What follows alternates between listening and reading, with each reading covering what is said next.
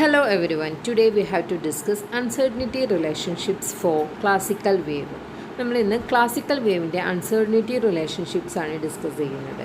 So ഒരു wave consider ചെയ്യുക. ഈ വേവിൻ്റെ ആംപ്ലിറ്റ്യൂഡ് നമുക്ക് എന്തിനെ കുറിച്ചിട്ടുള്ള ഇൻഫർമേഷനാണ് തരിക? പാർട്ടിക്കിളിൻ്റെ ലൊക്കേഷനെ കുറിച്ചിട്ടുള്ള ഇൻഫർമേഷനാണ് തരിക.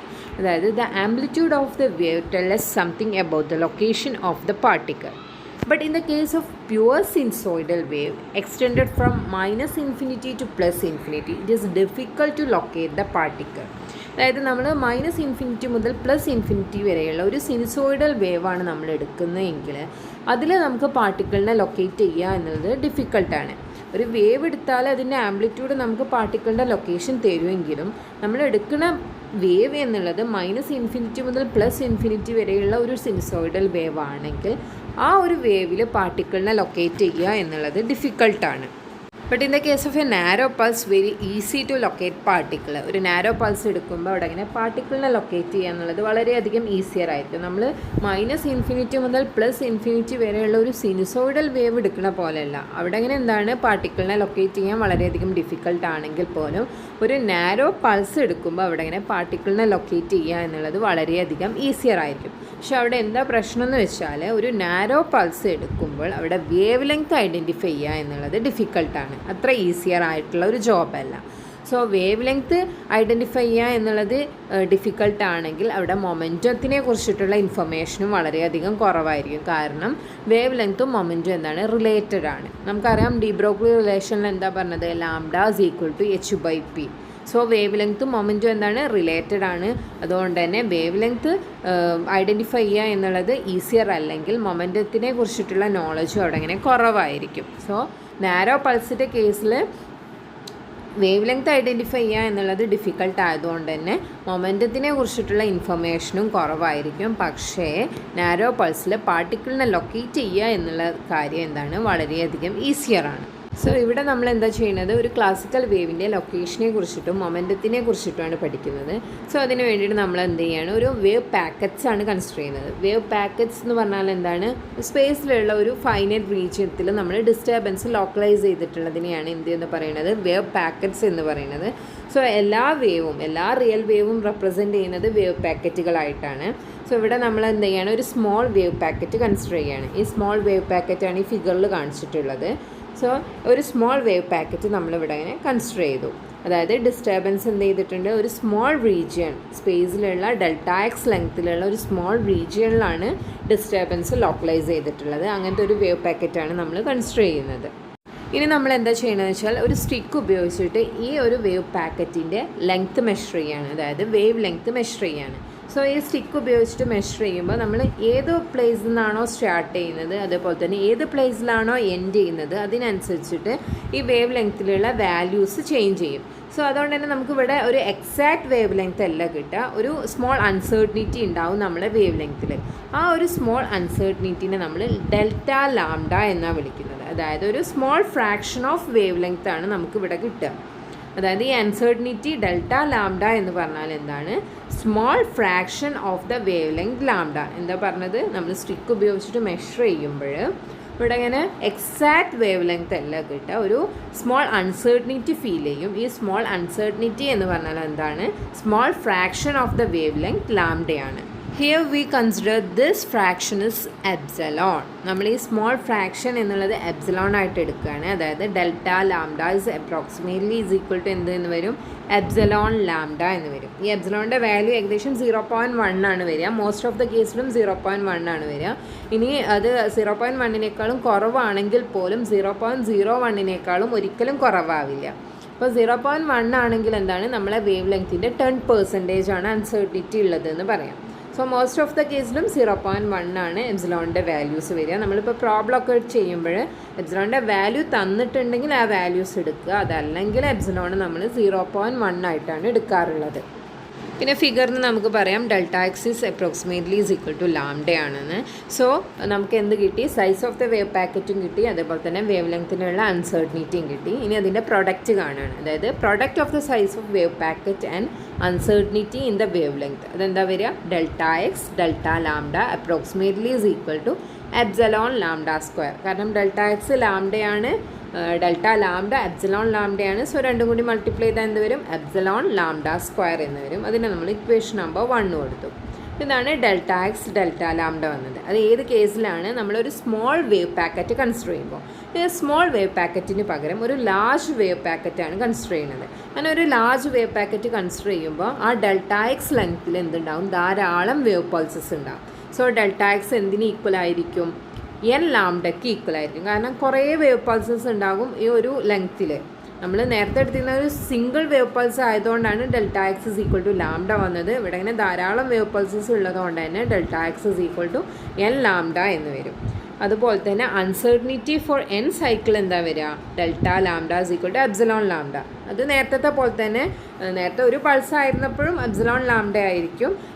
എൻ പൾസ് ആണെങ്കിലും അൺസർട്ടനിറ്റി എന്താണ് വരിക? എപ്സിലോൺ ലാംഡ എന്നാണ് വരിക. സോ അവിടുന്ന് നമുക്ക് ഒരു സൈക്കിളിനുള്ള അൺസർട്ടനിറ്റി കണ്ടുപിടിക്കാം. സോ 1 സൈക്കിളിനുള്ള അൺസർട്ടനിറ്റി എന്താണ് വരിക? Delta lambda is equal to epsilon lambda by N എന്ന് വരും. അതായത് ഒരു എൻ സൈക്കിളിനുള്ള അൺസർട്ടനിറ്റി എപ്സിലോൺ ലാംഡ ആണെങ്കിൽ 1 സൈക്കിളിനുള്ള uncertainty epsilon lambda by N എന്ന്.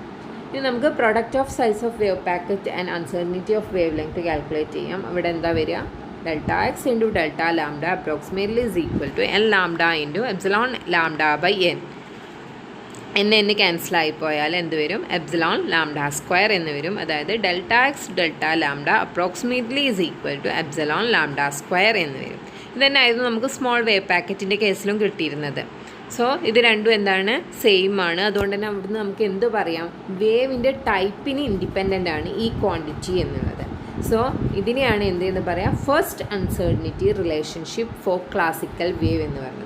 അതായത് first uncertainty relationship for classical wave എന്താണ്? Delta X delta lambda approximately is equal to epsilon lambda square എന്നാണ്.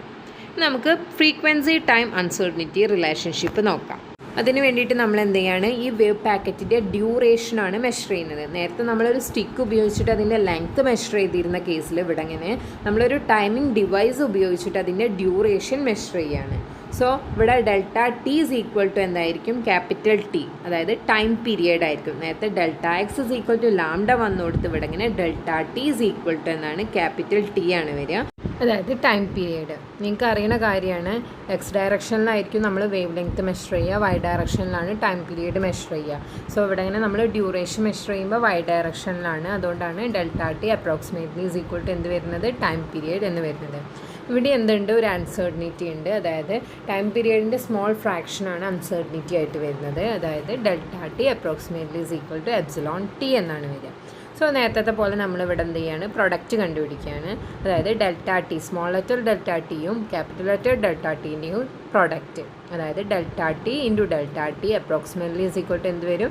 എപ്സിലോൺ ടി സ്ക്വയർ എന്ന് വരും. അതിനെ നമ്മൾ ഇക്വേഷൻ നമ്പർ 3 കൊടുക്കുകയാണ്. ഇതാണ് എന്ത്? Second uncertainty relationship. First uncertainty relationship എന്തായിരുന്നു? Delta X delta lambda approximately is equal to epsilon lambda square എന്നായിരുന്നു. അതാണ് first uncertainty relationship. Second uncertainty relationship എന്താണ്? Delta T approximately is equal to epsilon T square. We have frequency is equal to reciprocal of time period. അതായത് F is equal to എന്താണ്? 1/t ആണ്. ഇവിടെ നമുക്ക് എന്തെന്ന് എഴുതാം? D F is equal to -1/t square D T എന്ന് എഴുതാം. നമ്മളൊരു ഫൈനൈറ്റ് ഇൻ്റർവൽ എടുക്കുകയാണെങ്കിൽ ഈ ഡിഫറൻഷ്യൽ എന്തായിട്ട് കൺവേർട്ട് ചെയ്യാം? ഡിഫറൻസ് ആക്കിയിട്ട് കൺവേർട്ട് ചെയ്യാം. സോ എന്തെന്ന് വരും? Delta F is equal to 1/t square delta T എന്ന് വരും. ഇവിടെ നമ്മൾ മൈനസ് സൈൻ ഇഗ്നോർ ചെയ്യാണ്. കാരണം നമുക്ക് മാഗ്നിറ്റ്യൂഡ് മാത്രമാണ് നമുക്ക് വേണ്ടുള്ളൂ. അതുകൊണ്ട് തന്നെ മൈനസ് സൈൻ ഇഗ്നോർ ചെയ്തു. So delta F is equal to എന്ത് വരും? 1/t സ്ക്വയർ ഡെൽറ്റ ടി എന്ന് വരും. അതിന് നമ്മൾ ഇക്വേഷൻ നമ്പർ 4 കൊടുത്തു. ഇനി ഇക്വേഷൻ നമ്പർ 3യും ഇക്വേഷൻ നമ്പർ 4ഉം കൂടി കമ്പൈൻ ചെയ്യാണ്. അതായത് ഇക്വേഷൻ നമ്പർ 3 നമുക്ക് small letter delta T is equal to എന്തെന്ന് എഴുതാം? Epsilon T square divided by capital letter delta T എന്ന് വരും. ഇനി delta F into delta T ചെയ്താൽ എന്ത് വരും? Delta T divided by T square into epsilon T square divided by capital letter delta T. അപ്പോൾ epsilon T square divided by capital letter delta T എന്താണ്? Small letter delta T ആണ്. Delta T divided by T square എന്നുള്ളത് delta F ആണ്. രണ്ടും കൂടി എന്ത് ചെയ്യാണ്? Product എടുക്കുകയാണ്. ക്യാൻസൽ ചെയ്യാനുള്ളതൊക്കെ ക്യാൻസൽ ചെയ്താൽ ആൻസർ എന്ത് വരും? Delta F into delta T approximately is equal to epsilon എന്ന് വരും. നമുക്കറിയാം എപ്സിലോണിൻ്റെ വാല്യൂ എത്രയാണ്? 0.1 ആണ് അപ്രോക്സിമേറ്റ്ലി. അപ്പോൾ ഈ ഇക്വേഷന് നമുക്ക് എന്ത് പറയാം, ഡ്യൂറേഷന് ലോങ്ങർ ആണെങ്കിൽ ഡെൽറ്റ എഫ് എന്തായിരിക്കും, സ്മോളർ ആയിരിക്കും. ഡെൽറ്റ എഫ് സ്മോളർ എന്ന് പറയുമ്പോൾ അൺസർട്ടനിറ്റി കുറവാണെന്നാണ് അർത്ഥം. അതായത് ഫ്രീക്വൻസി നമുക്ക് കൂടുതൽ പ്രിസൈസ്ലി മെഷർ ചെയ്യാൻ കഴിയുമെന്നാണ് അർത്ഥം. സോ നമ്മൾ ഇന്ന് എന്താ ഡിസ്കസ് ചെയ്തത്, അൺസർട്ടനിറ്റി റിലേഷൻഷിപ്പാണ്. ഫസ്റ്റ് അൺസർട്ടനിറ്റി റിലേഷൻഷിപ്പ് എന്തായിരുന്നു, delta X into delta lambda approximately is equal to epsilon lambda square. And the second uncertainty relationship എന്താണ്, delta T into delta T C approximately is equal to epsilon T square. ഇനി ഇത് വെച്ചിട്ടുള്ള ഒരു problem നോക്കാം. Question ഇതാണ്, in measurement of the wave length of water waves 10 wave cycles are counted in a distance of 196 centimeter. Estimate the minimum uncertainty in the wave length that might be obtained from this experiment. അതായത് ഇവിടെ length തന്നിട്ടുണ്ട്, അതായത് delta X is equal to എന്താണ്, 196 centimeter ആണ്. എപ്സിലോണിൻ്റെ value എടുക്കുന്നത് 0.1 എന്നാണ്. 10 wave cycle എന്നാണ് പറഞ്ഞത്, അതായത് n ഇസ് ഈക്വൽ ടു എത്രയാണ്, 10 ആണ്. So delta X is equal to 196 ആകുമ്പോൾ ലാംഡ ഇസ് ഈക്വൽ ടു എന്താ വരിക, 196 ഡിവൈഡഡ് ബൈ 10. n ലാംഡയാണ് ഈ 196. So lambda is equal to 196 divided by 10, 19.6 centimeter ആണ് ലാംഡ വരിക. അവിടെ വേവ് ലെങ്ത്തിനുള്ള അൺസർട്ടനിറ്റിയാണ് മെഷർ ചെയ്യാൻ പറഞ്ഞിട്ടുള്ളത്, അതായത് delta lambda. So delta lambda approximately എന്താ വരിക, epsilon lambda square divide by delta X. First uncertainty റിലേഷൻഷിപ്പാണ് ഉപയോഗിക്കുന്നത്. എപ്സിലോണിൻ്റെ വാല്യൂ 0.1 സബ്സ്റ്റിറ്റ്യൂട്ട് ചെയ്യുക, ലാംഡയുടെ വാല്യൂ 19.6 centimeter എന്ന് സബ്സ്റ്റിറ്റ്യൂട്ട് ചെയ്യുക, ഡെൽറ്റ എക്സിൻ്റെ വാല്യൂ 196 centimeter എന്ന് സബ്സ്റ്റിറ്റ്യൂട്ട് ചെയ്യുക. സോ ആൻസർ എന്ത് വരും, 0.2 centimeter എന്ന് വരും. അതായത് വേവ് ലെങ്ത് റേഞ്ച് എത്രയാണ്, 19.6 പ്ലസ് ഓ മൈനസ് 0.1 centimeter. കാരണം നമുക്ക് ഡെൽറ്റ ലാംഡ വന്നത് 0.2 centimeter എന്നാണ്. സോ വേവ് ലെങ്ത് വരാൻ സാധ്യത ഉള്ളത് 19.5ഉം അതുപോലെ തന്നെ 19.7ഉം ആണ്. അതാണ് 0.2 centimeter എന്ന്. So wave length range 19.6 plus or minus 1 centimeter എന്നാണ്. സോ ഇന്ന് നമ്മൾ uncertainty relationship for classical wave ആണ് ഡിസ്കസ് ചെയ്തത്. അതിൽ ഫസ്റ്റ് അൺസർട്ടനിറ്റി റിലേഷൻഷിപ്പും സെക്കൻഡ് അൺസർട്ടനിറ്റി റിലേഷൻഷിപ്പും പഠിച്ചു. നിങ്ങൾക്ക് മനസ്സിലായിട്ടുണ്ടാവും എന്ന് വിചാരിക്കുന്നു. So let us wind up the class. Thank you.